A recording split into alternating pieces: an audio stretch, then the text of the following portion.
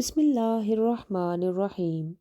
حضرت ابو موسیٰ رضی اللہ عنہ نے فرمایا کہ میں نبی اکرم صلی اللہ علیہ وسلم کی خدمت اقدس میں حاضر ہوا تو رسول اللہ صلی اللہ علیہ وسلم وضو فرما رہے تھے۔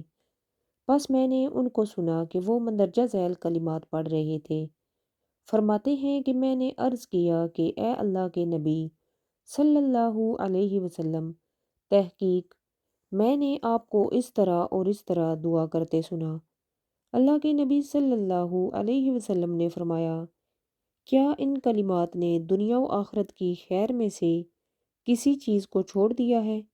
وہ یہ دعا ہے، اللہم اغفر لی ذنبی ووسع لی فی داری وبارک لی فی رزقی۔